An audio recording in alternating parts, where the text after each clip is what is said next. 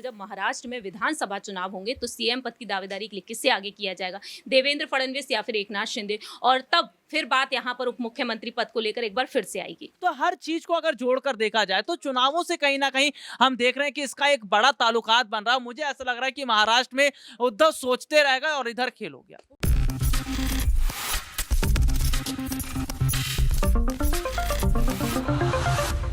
नमस्कार, next 9 news देख रहे हैं आप और मैं हूं आपके साथ प्रज्ञा सिंह। इस वक्त की बेहद ही बड़ी खबर सामने आ रही है महाराष्ट्र की सियासत से। आपको बता दें कि एक बार फिर महाराष्ट्र की सियासत में बड़ा उलटफेर होता हुआ देखने को मिल रहा है। जिस तरह से साल 2022 में हमने महाराष्ट्र की सियासत में एक ऐसा उलटफेर देखा था जिसने कहीं ना कहीं महाराष्ट्र की सियासत को गरमाने का नहीं बल्कि पूरी तरह से पलटने का काम कर दिया था। जिस तरह से मुख्यमंत्री यहां पर उद्धव ठाकरे, जो महाराष्ट्र के पूर्व मुख्यमंत्री इस वक्त हैं, उन्हें बड़ा झटका दिया। उन्हीं के सबसे खास यानी कि एकनाथ शिंदे ने और बीजेपी से हाथ मिला लिया और सीधे सीधे वो महाराष्ट्र की सत्ता में राज करते हुए दिखाई दे रहे हैं। और आज बिल्कुल ऐसा ही एक बार फिर से महाराष्ट्र में होता हुआ दिखाई दे रहा है। ऐसा लग रहा है कि चेहरे बदल चुके हैं लेकिन कहानी वही है। जिस तरह से उद्धव ठाकरे को उनके सबसे ज्यादा खास, सबसे करीबी ने धोखा दिया, आज ऐसा ही एक बड़ा धोखा एनसीपी चीफ शरद पवार को उन्हीं के भतीजे, उनके सबसे खास अजीत पवार ने दिया। और आखिरकार अब महाराष्ट्र के नए डिप्टी सीएम के तौर पर शपथ भी ले चुके हैं अजीत पवार। सवाल लगातार ये उठ रहा है कि क्या अब महाराष्ट्र में इसी तरह से सरकार का गठन होगा और क्या अब चुनाव की जो एक प्रक्रिया लंबे समय से चली आ रही है वो पूरी तरह से खत्म हो जाएगी और अब महाराष्ट्र में सरकार का गठन सिर्फ और सिर्फ बगावत पर होगा कि जो यहां पर बगावत करेगा वो सत्ता में आ जाएगा। जिस तरीके से अजीत पवार ने आज एक बड़ा खेल कर दिया, यानी कि एकदम चुपचाप जिस तरीके से वो शरद पवार के 25 नेताओं को ले जाते हैं अपने साथ और शिंदे के साथ हाथ मिला लेते हैं। कैबिनेट विस्तार से पहले महाराष्ट्र की सियासत में यह बड़ा उलटफेर वाकई में कई तरह के सवाल यहां पर खड़े करता हुआ दिखाई दे रहा है कि जिस तरीके से यह बड़ा उलटफेर हुआ है, अब इसके बाद आखिरकार महाराष्ट्र की सियासत किस तरह का नया मोड़ लेती हुई दिखाई देगी। और इसी को लेकर हम चर्चा के लिए यहां पर आ चुके हैं।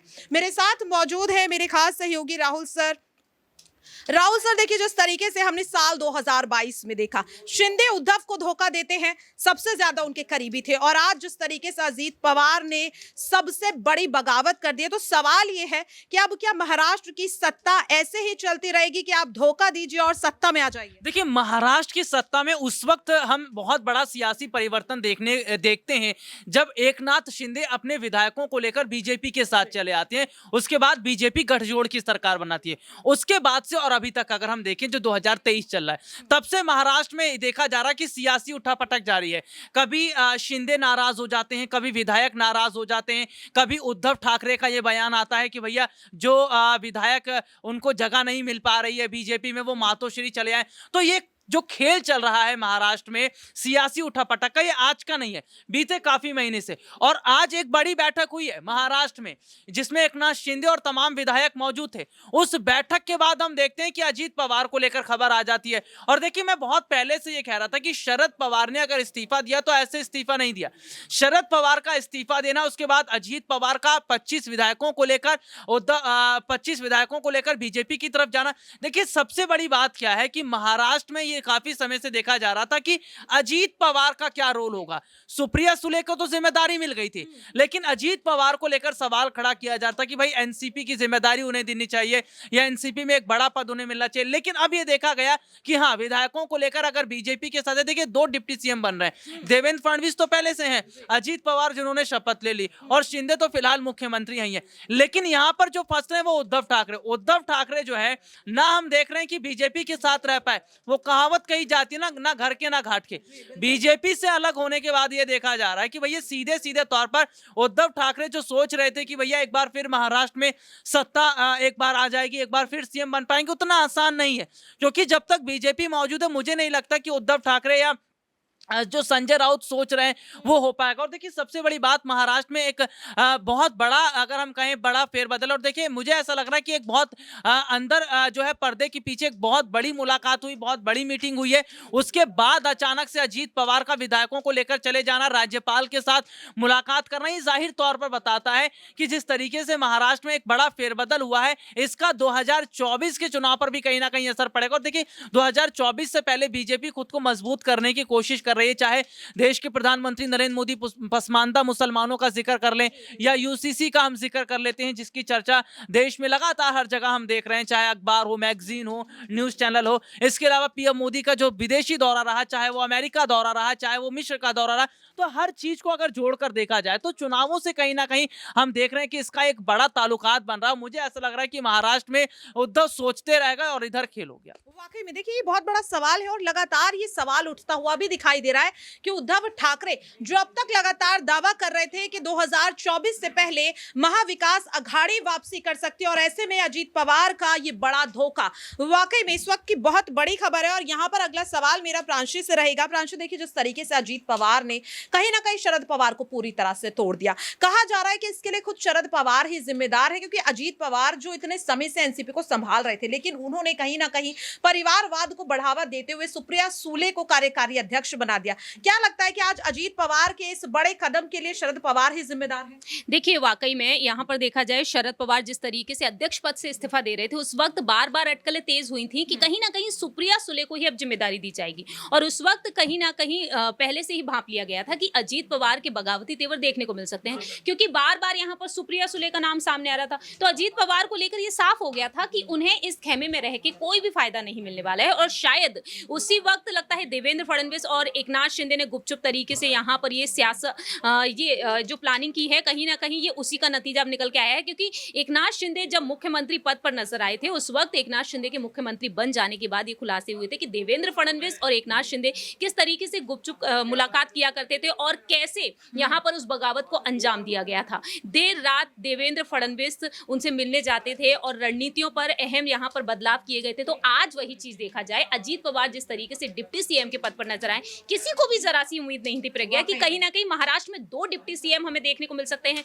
क्योंकि अभी देखा जाए 1 साल ही हुआ है, बीते साल जून के महीने में शिंदे ने बगावत की, और आज इस साल और जून के महीने में ही अब अजीत पवार बगावत कर बैठे। तो वाकई में उद्धव ठाकरे की मुश्किलें तो बढ़ ही रही हैं, शरद पवार की मुश्किलें बढ़ रही हैं। क्योंकि अब देखा जाए देवेंद्र फडणवीस जो राजनीति में देखा जाए तो वाकई में चाणक्य नीति एक तरीके से वह अपनाते हुए नजर आ रहा है, और उन्हीं की वजह से अब देखा जाए बीजेपी खेमा शिंदे गुट और मजबूत हो चुका है। लेकिन अहम सवाल यहां पर प्रज्ञा ये खड़ा होता है कि 2024 में जब महाराष्ट्र में विधानसभा चुनाव होंगे तो सीएम पद की दावेदारी के लिए किससे आगे किया जाएगा, देवेंद्र फडणवीस या फिर एकनाथ शिंदे, और तब फिर बात यहाँ पर उप मुख्यमंत्री पद को लेकर एक बार फिर से आएगी। वाकई में देखिए बहुत बड़ा सवाल है और ये सवाल लगातार उठता हुआ भी दिखाई दे रहा है कि जिस तरीके से अजीत पवार महाराष्ट्र के नए डिप्टी सीएम तो बन गए हैं, लेकिन अब दोबारा से जब चुनाव होंगे तो ऐसे में जीत के बाद आखिरकार मुख्यमंत्री पद किसे सौंपा जाएगा। और जिस तरीके से यहाँ पर दावे किए जा रहे हैं यहाँ पर अजीत पवार के डिप्टी सीएम बनने को लेकर के, और इसी सवाल को लेकर के मैं यहाँ अपने सहयोगी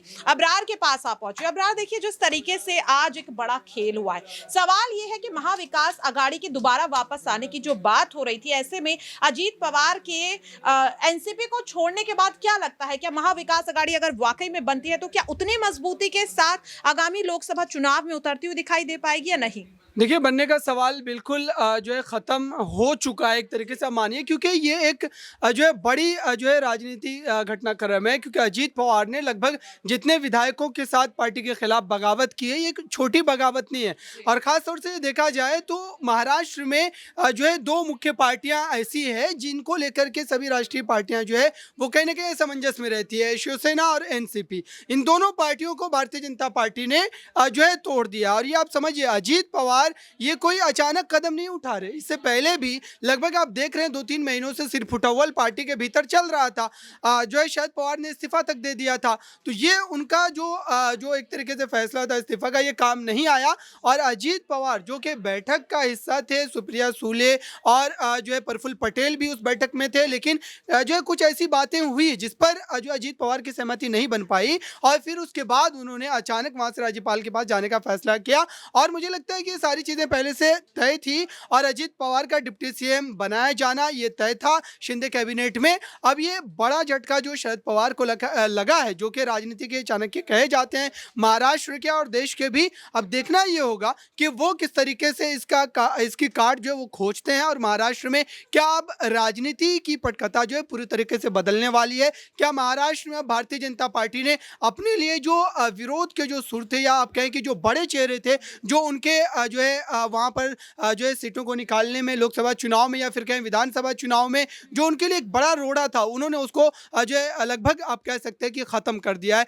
अगर सीटों के विधायकों के लिहाज से देखा जाए। वाकई में देखिए, ये बहुत बड़ी बात यहाँ पर अबरार ने कही है और कहीं ना कहीं यही सवाल अब आगामी लोकसभा चुनाव के लिए भी बनता हुआ दिखाई दे रहा है, क्योंकि लगातार ये कहा जा रहा था कि शिंदे की बगावत के बाद शायद 40 विधायक जिन्हें वो अपने साथ लेकर आए थे, उन्हें अब उतने वोट ना मिले जो उद्धव ठाकरे के पक्ष में रहते हुए मिले थे। लेकिन अजीत पवार ने कहीं ना कहीं महाराष्ट्र की सियासत के इस बिसात के पूरे खेल को बदल कर रख दिया। वैसे में देखना यही होगा कि अजीत पवार के अब डिप्टी सीएम बनने के बाद आखिरकार महाराष्ट्र की सियासत कौन सा नया मोड़ लेती है। आज के लिए इस खास प्रोग्राम में इतना ही। बाकी ऐसी ही तमाम अपडेट्स के लिए आप सभी देखते रहिए नेक्स्ट 9 न्यूज। नमस्कार।